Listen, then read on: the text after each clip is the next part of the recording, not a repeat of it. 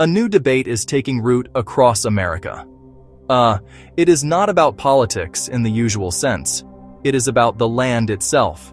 Specifically, it is about who owns the farmland that feeds the nation. A growing number of people are asking a critical question.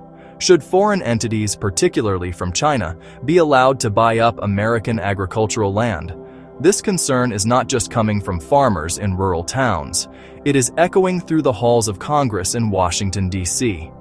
The issue has become a focal point for two fundamental anxieties. One is national security. The other is the security of its food supply. The national security dimension of this issue is often the most alarming.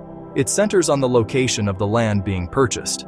Some recent acquisitions have been alarmingly close to sensitive U.S. military installations. This proximity raises immediate red flags for defense officials and lawmakers alike. They worry that these plots of land could be used for more than just growing crops.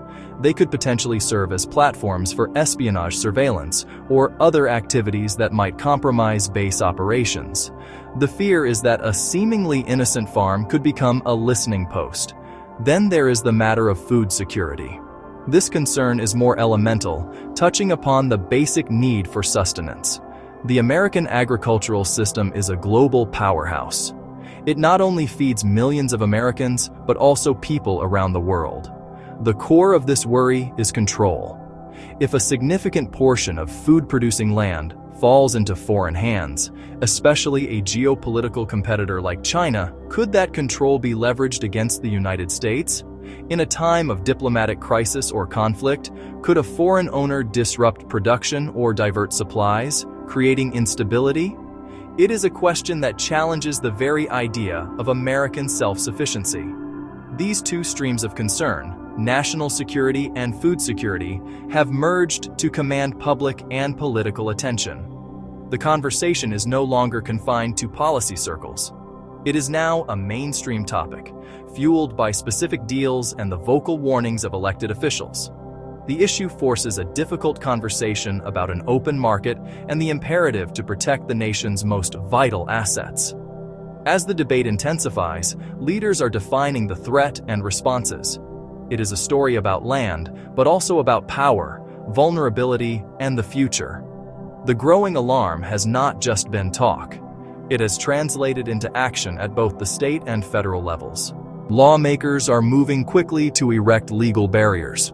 Across the country, state legislatures have become the battleground. More than a dozen states have acted.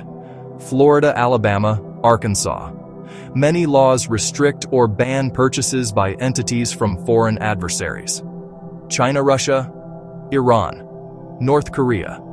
These initiatives show how the concern has taken hold at a grassroots level.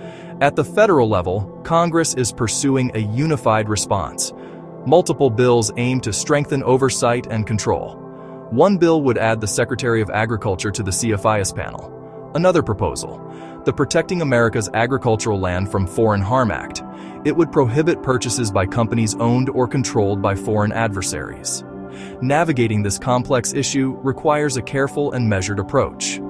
A complete lack of oversight is no longer tenable, but a slide into overreaction and xenophobia presents its own dangers.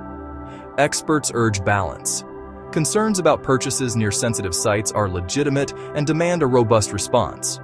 Protecting national security is a non-negotiable responsibility.